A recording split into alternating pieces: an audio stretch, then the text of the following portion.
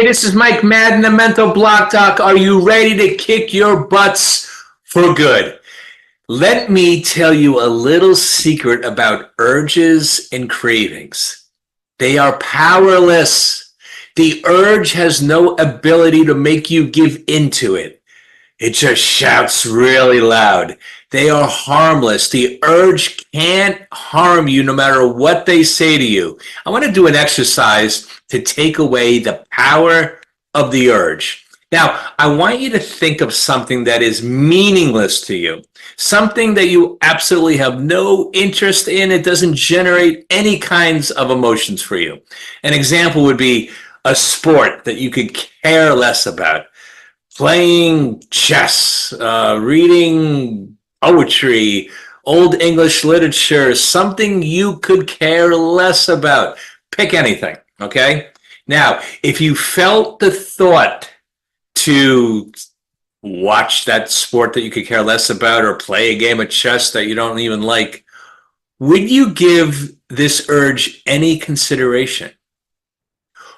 Why is this urge powerless to make you act? All right, what's the point of all this? What would it feel like if you could view your urge to smoke as meaningless and powerless as those examples I just gave? Would you still feel compelled to act on them? See, one important thing to consider is if you can view your urge as meaningless, powerless, and harmless as those examples, there are no longer going to be these uncontrollable urges to smoke in your life. See, the word urge, it brings up feelings of intense wanting and desire and feeling strongly compelled to do something. Urge is a really strong word. Let's take its power away and let's refer to urges as suggestions. To view the urges as mere suggestions, you only need to change your perspective. So you can let the urges come and go without feeling compelled to turn your attention to them. It's the attention that gives the urge its power. So how do you not give the urge attention, which only makes it stronger? How do you change your perspective when the urge or the suggestions come upon you?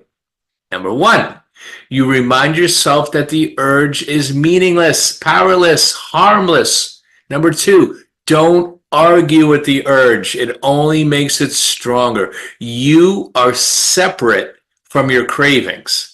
Now, one of the things you need to realize is that you are definitely separate from your cravings. In other words, the urge is not the true you.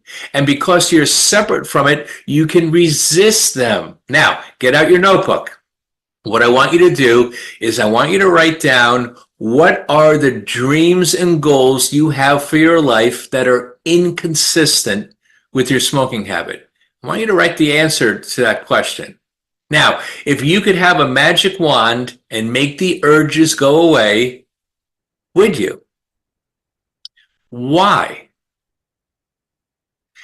Now, we've already learned that you have mixed feelings about your habit. Part of you wants to hold on to it, but the greater part of you wants to let it go.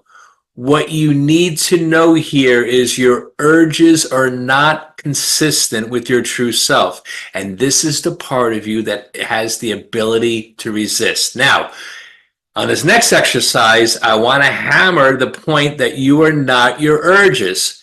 I want you to write words and phrases that describes you, who you are, apart from your urges.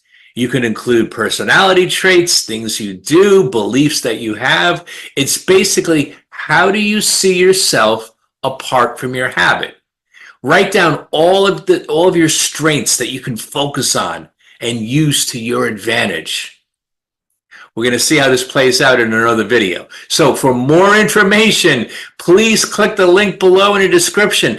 Let's make this the year that you kick your butts for good. I'll see you.